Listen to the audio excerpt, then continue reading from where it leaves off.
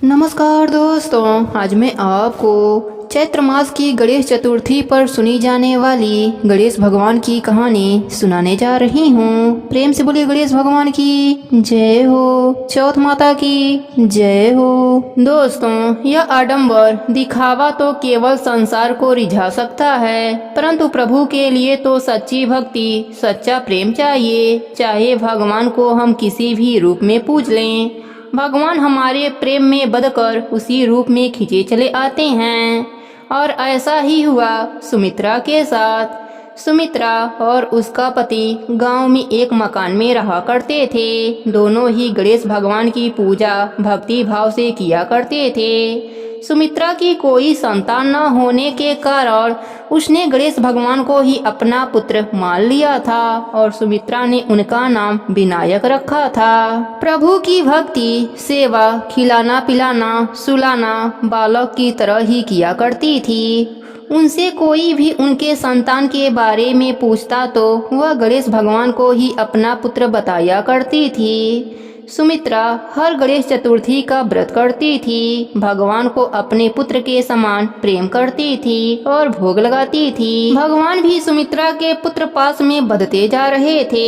एक दिन गणेश चतुर्थी पर प्रभु ने भी अपना प्रेम का परिचय देते हुए सुमित्रा के द्वारा बनाई हुई खीर का भोग खा लिया। जब पात्र को खाली देखा तो सुमित्रा के आंखों से आंसू झरझर बहने लगे। वे कहने लगी, आज तो मेरा बच्चा बहुत भूखा था। आज मेरे बालक को बहुत जोरों से भूख लगी थी। पूरा पात्र खाली है, आप चिंता मत कीजिए। आपको खीर इतनी पसंद आई है तो मैं रोज आपके लिए खीर बना दिया करूंगी। ऐसा कहकर अब सुमित्रा रोज खीर बनाती और प्रभु को भोग लगाती। ऐसे ही समय बीतता चला गया और प्रभु ने सुमित्रा को मां बनने का सौभाग्य प्रदान किया। अब सुमित्रा अपने आप को दो पुत्रों की मां बताती, बड़ा विनायक और छोटा वैभव। समय के साथ वैभव बड़ा हो गया। मां ने उसको खूब पढ़ाया, खूब लिखाया, उसकी शादी कराई। शादी के बाद वैभव के पिता स्वर्ग सिधार गए। अब सुमित्रा बेटे बहू के साथ ही रहने लगी। वैभव का मन गांव में नहीं लगता था। उसकी नौकरी कलकत्ता में लग गई। वैभव को गांव छोड़कर जाने का एक अच्छा बहाना मिल गया।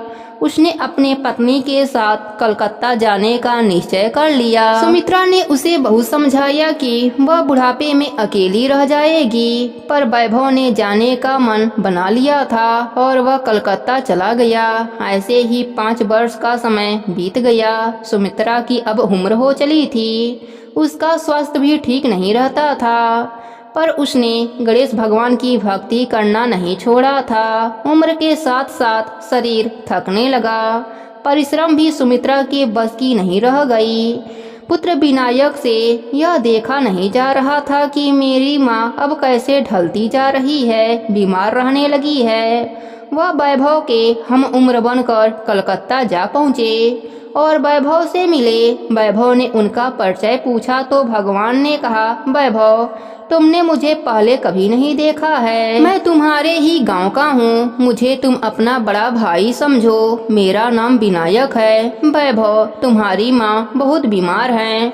उन्हें इस समय तुम्हारी जरूरत है। वैभव, तुम अपनी माँ के पास जाओ। देखो विनायक, मुझे काम करने दो। मुझे बार बार छुट्टी नहीं मिल सकती। जब छुट्टी मिलेगी तब चला जाऊंगा। ऐसा कहकर वैभव ने विनायक जी की बात टाल दी। उधर सुमित्रा की तबीयत खराब होती चली गई। गणेश चतुर्थी का दिन आ गया।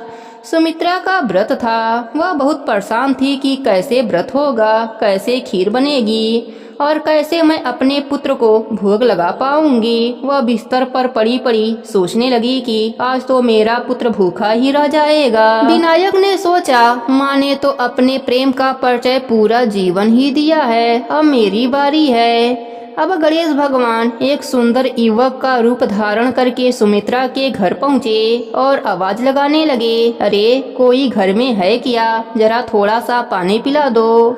सुमित्रा ने अंदर से आवाज मारी, बेटा कौन है? अंदर ही आ जाओ, मैं बहुत बीमार हूँ। मैं स्वयं भी पानी नहीं पी सकती। आओ अंदर आकर स्वयं ही पानी पी लो।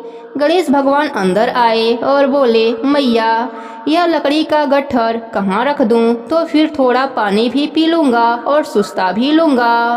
पानी पीकर गणेश भगवान बोले, मैया बहुत भूख लगी है, क्या कुछ खाने को मिल जाएगा। मैया बोली, बेटा क्या नाम है तुम्हारा। भगवान ने कहा, मेरा नाम तो विनायक है। मैया बोली, अरे वाह, मेरे पुत्र का नाम भी विनायक है। विनायक सुनो, इस समय घर में भोजन के नाम पर कुछ भी नहीं है, थोड़ा सा चावल और चीनी है, दूध ला लो और मटकी में डालकर जरा सा खीर बना दो। मेरे बेटे विनायक का व्रत है, उनको भोग लगाना है, जरा खीर बनाकर उन्हें भी भोग लगा दो और तुम भी खा लो। मैं उठ नहीं सकती, मैं बहुत बीमार हूँ, बस मेरा इतना सा कार्य कर दो।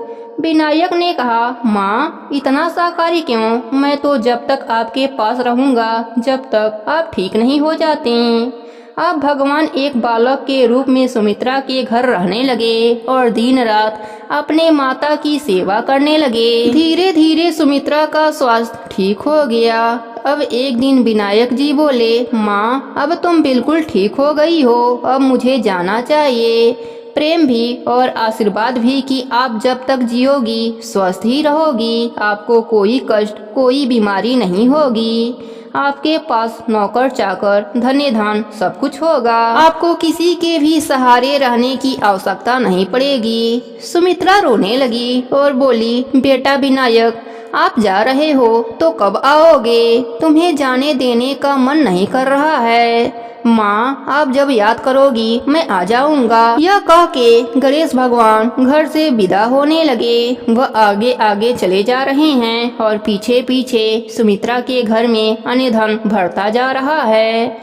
विनायक के जाने के बाद सुमित्रा जो ही अपने घर की तरफ पलटी तो देखा घर के स्थान पर महल बन गया है, धन धान से परिपूर्ण हो गया है। सुमित्रा को समझते देर न लगी कि इतने दिन से जो घर में रह रहा था वह और कोई नहीं, स्वयं उसके पुत्र गणेश भगवान ही थे। वह भागी भागी घर के मंदिर में गई तो देखा प्रभु ने चरण चिन्ह मंदिर में छोड़ गए हैं। वह चरण चिन्हों को पकड़कर रोने लगी और कहने लगी, हे पुत्र, जिनके दर्शन पाने के लिए जीवन भर ललाहित रही, आज उन्हीं से अपनी सेवा कराई। जिस पुत्र को लाड करने के लिए बेचैन रहती थी, आज उसी पुत्र से मैंने अपनी सेवा कराई। भगवान ने सुमित्रा को सपने में दर्शन दिया और कहा, माँ यह सारा धन्य धान आपके लिए है, मैं इसी तरह पुत्र की भांति आपसे मिलने आता रहूँगा। आप अपना जीवन यापन अच्छे से कीजिए और आप मरने के बाद मेरे साथ मेरे लोक में वास करेंगी। इतना कहकर गणेश भगवान अंतर ध्यान हो गए। अब सुमित्रा दान धर्म का खूब कार्य करती। पूरा गांव सुमित्रा का था और सुमित्रा पूरे गांव की हो गई। हे गणेश जी महाराज, जैसे आपने सुमित्रा पर अपनी कृपा करी वैसे ही अपने सभी भक्तों पर अपनी कृपा बनाए रखना। कहानी अधूरी हो तो पूरी करना, पूरी हो तो मान रखना, सबके व्रत को और नित्य नियम को पूर्ण करना। प्रेम से बोलिए गणेश भगवान की जय हो, चौथ माता की जय हो।